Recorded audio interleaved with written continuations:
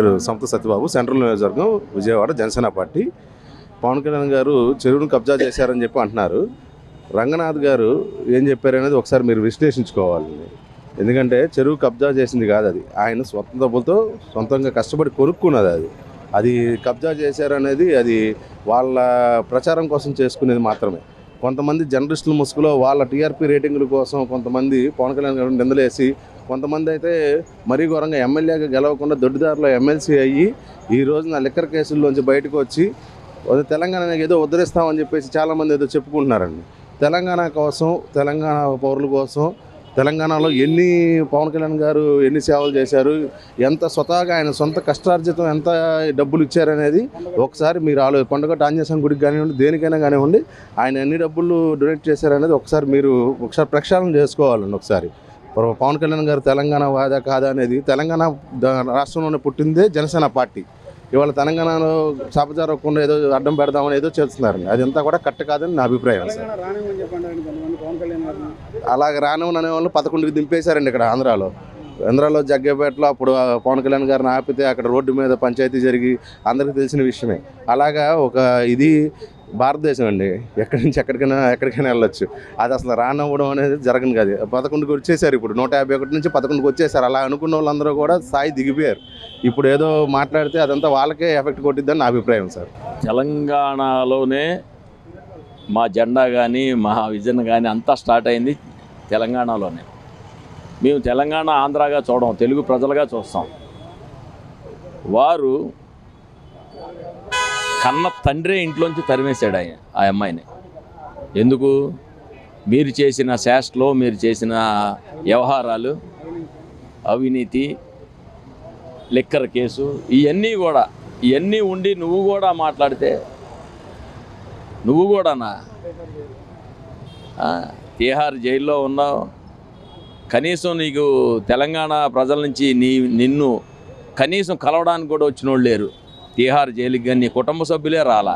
నువ్వు కూడా పవన్ కళ్యాణ్ గురించి మాట్లాడితే, తెలంగాణ ప్రజలు స్పష్టంగా జనసేనకి బ్రహ్మాండమైన మద్దతు ఉంది. మాకు ఒక తెలంగాణగా మేము చూడడం, తెలుగు ప్రజలు అందరూ ఒకటేలాగా చూస్తాం. తెలంగాణలో ఉన్న ప్రజలు ఒకళ్ళే కాదు, రకరకాల రాష్ట్రాల నుంచి ఎంతో వ్యాపార సంస్థలు, పెద్ద పెద్ద సంస్థలు, ఇండస్ట్రీలు ఉన్నాయి. ఇవి మాట్లాడకుండా పవన్ కళ్యాణ్ ఆపుతా ఈ చిల్లర వేషాలు వేయకూడదు ఎప్పుడు కూడా.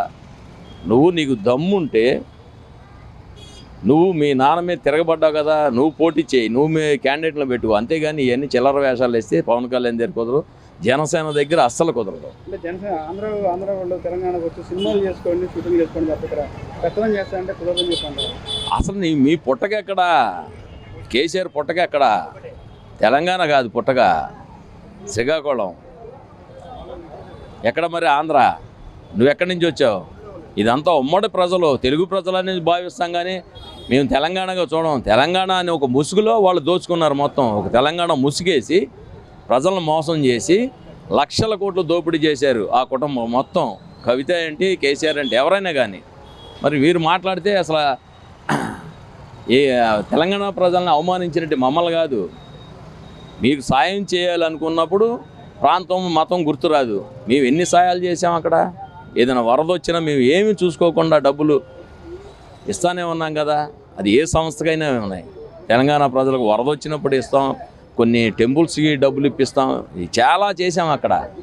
మరి అప్పుడు గుర్తు రాలేదే. అందుకని జనసేన మేము ప్రాంతాలు వేరే కాదు, దేశంలో ఎక్కడైనా వెళ్తాం, ఎక్కడైనా ఉంటాం. మీరు తెలంగాణ గురించి మాట్లాడతాం కాదు, ఆంధ్రాలో డెవలప్ చేయండి. వర్షం వస్తే ఆంధ్రప్రదేశ్ అంతా సచివాలయం మునిగిపోతే సీఎం సీట్కి ఎందుకు వీలు వస్తుంది చెప్పండి. వర్షం వస్తే మునిగిపోయేది హైదరాబాద్ నగరం ఒక్కటే. ఉమ్మడి ఆంధ్రప్రదేశ్లో హైదరాబాద్ వర్షం వస్తే ఎంతోమంది కాలువల్లో కొట్టుకుపోయి ఉన్నారు. ముందు ఆ సంగతి చూసుకోమని. అది కాదు, వరద వస్తే తెలంగాణ మునిగిపోద్ది, ముందు మంద కాదు.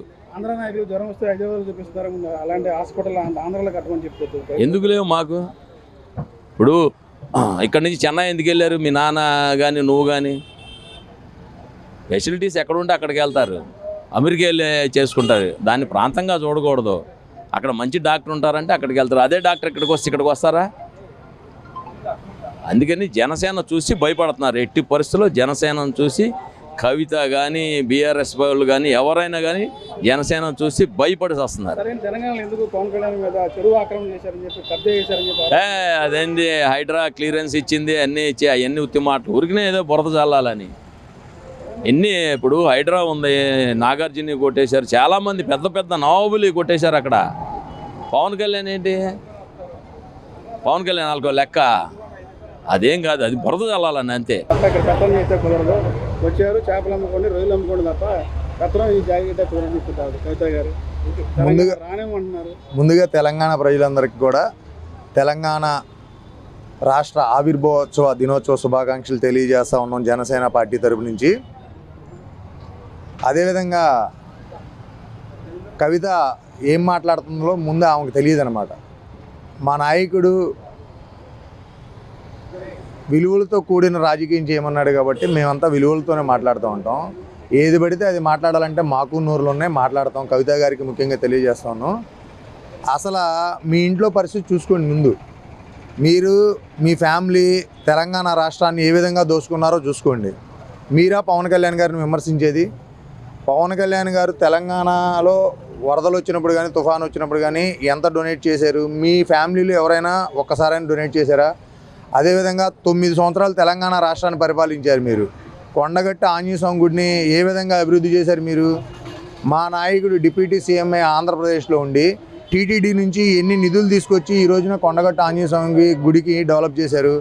అదేవిధంగా పీఆర్పీ పెట్టినప్పుడు యువరాజ్యం అధినేతగా ఉన్న మా పవన్ కళ్యాణ్ గారు మారుమూల గిరిజన ప్రాంతాలకు వెళ్ళి బోర్లు వేయించిన సందర్భాలు ఉన్నాయి. మీ ఫ్యామిలీలో ఎవరైనా కానీ దోచుకోవడం తప్ప ఏ పేదవారికి కానీ ఏ తండాలకు కానీ అధికారం లేనప్పుడు ఎవరైనా రూపాయి ఖర్చు పెట్టి ఉన్నారు అంటే వాళ్ళని తీసుకొచ్చి మాట్లాడమనండి. నోరు ఉంది కదా అని చెప్పి ఏది పడితే అది మాట్లాడితే ఊరుకునే ప్రసక్తే లేదు.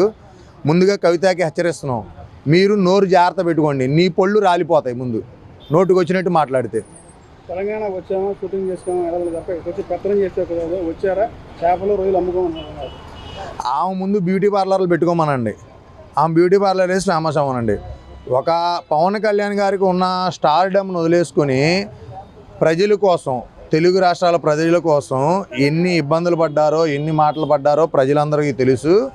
ఈ రోజున అదేవిధంగా మీటింగ్ కూడా మీరు ఆ ప్రాంతంలో రకరకాల ఆ ప్రభుత్వం కానీ మీరందరూ కుమ్మక్క అయిపోయి పర్మిషన్ ఇవ్వకపోయినా మీటింగ్ సదావిధంగా జరుగుతుంది. వేరే ఫంక్షన్ హాల్ తీసుకుంటాం, మీటింగ్ చేస్తారు పవన్ కళ్యాణ్ గారు, అన్నీ జరుగుతాయి. ప్రజలే మీకు తగిన గుణపాఠం చెప్పారు, మరొకసారి కూడా చెప్తారు.